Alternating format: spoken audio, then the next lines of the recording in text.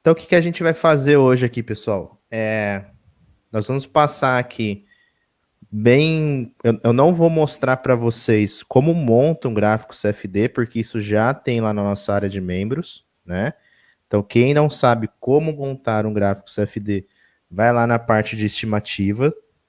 Tem 2 vídeos mostrando como monta um gráfico na mão. Tem uma planilha para vocês que montarem, para quem usa uma planilha. A gente mostrou na aula do Trello e na aula de Gira e na aula de Azure, onde que você acessa lá o CFD, né? Então a gente não vai montar um CFD aqui, a gente vai olhar para eles e aí a gente vai começar a interpretar o CFD, tá bom? E aí eu vou perguntando para vocês aí, vocês vão me respondendo, para a gente ter uma interação maior, beleza? Vamos lá então. Pessoal, vocês lembram o que é um CFD? Já começar perguntando. Vocês lembram o que é um gráfico CFD?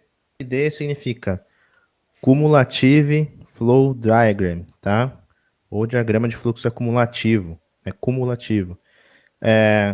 Isso aí, Rodrigo. Mônica também.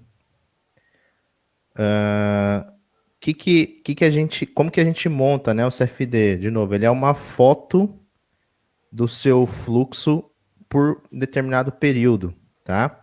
Então, todo gráfico CFD, ele tem 2 eixos, tá? Ele tem o eixo, aí eu vou desenhar aqui. Ele tem um eixo para cima, né, o eixo do Y. Vou colocar maiorzinho aqui, tá? E tem o eixo X, né? O que a gente tem aqui no eixo do Y? Nós temos a quantidade. Geralmente, quantidade de itens, tá? Geralmente, quantidade de itens. E aqui embaixo, o tempo, tá? Então, quantidade de itens pelo tempo, beleza? Tem alguns lugares que essa quantidade aqui, algumas pessoas colocam quantidade de story points, né? Tem algumas coisas assim, mas eu não gosto muito. O que eu mais vejo, né, e que eu gosto mesmo é a quantidade de itens, mesmo que você tem. Porque, de novo, quando a gente fala em método Kanban, a gente está falando de um fluxo mais contínuo, né, de desenvolvimento das atividades. Então, a gente não tem a questão das story points envolvidas, tá? Então, não faz nenhum sentido colocar story points aqui. Beleza. Pode ser claro nela, a quantidade de histórias, né? Mas não story points. Isso, exatamente. Essa aí é a quantidade, né? Quantidade de histórias, quantidade de features, quantidade de itens funcionais, né? Quantidade de, enfim, do que a gente estiver medindo, tá? E é sempre, isso é um ponto interessante que o Jonas colocou, que você pode ter o seu CFD em todos os níveis, né? Então você pode ter um CFD de épicos, você pode ter um CFD de features, você pode ter um CFD de histórias, tá? Então você pode ter aí uma granularidade de CFDs. E o legal é que você tenha um CFD por time, tá? Até porque, como nós já comentamos outras vezes, quando você tem times diferentes, são pessoas diferentes, podem ter processos totalmente diferentes, né? Qualquer coisa vai me chamando aí, tá, Jonas? Que eu vou estar olhando aqui para o meu outro monitor, não consigo ver tanto o chat. Pessoal, como que funciona então o nosso CFD, tá? Eu trouxe aqui essa imagenzinha que é muito famosa aí na internet, né? Bem comum na internet, que aqui o intuito do gráfico CFD, então, é você bater o olho nele e aí você já encontrar mais ou menos um panorama do seu fluxo, tá?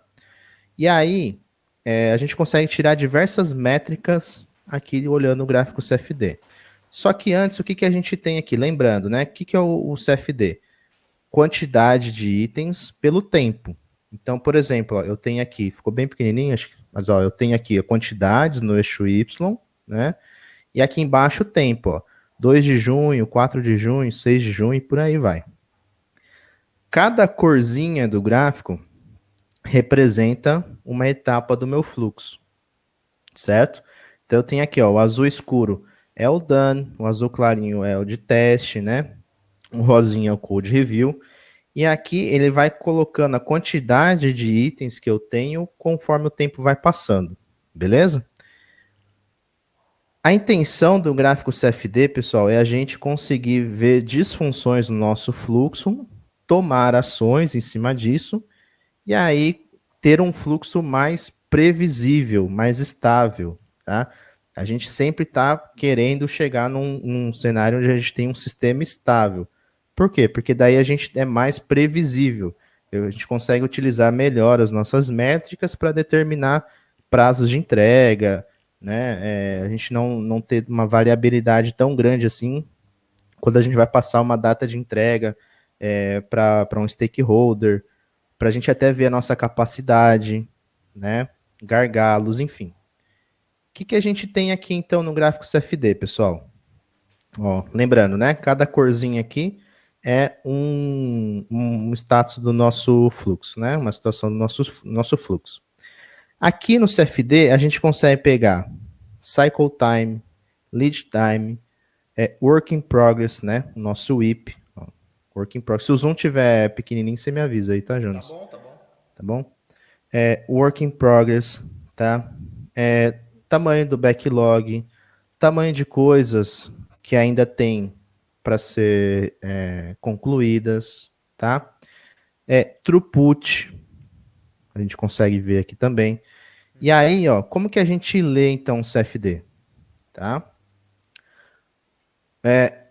Bater no CFD, lembrando, os status, né? A gente consegue saber o nosso work in progress. E a maioria das ferramentas, quando você coloca o mouse em cima de uma determinada data, ela já te traz algumas informações. Por exemplo, se eu colocar aqui o mouse em cima do dia 20 de junho, nesse gráfico CFD, ele já vai me falar que nesse momento aqui existiam 4 demandas em desenvolvimento, uma demanda que o desenvolvimento está pronto, 5 code review, 5 code review pronta, né? 5 teste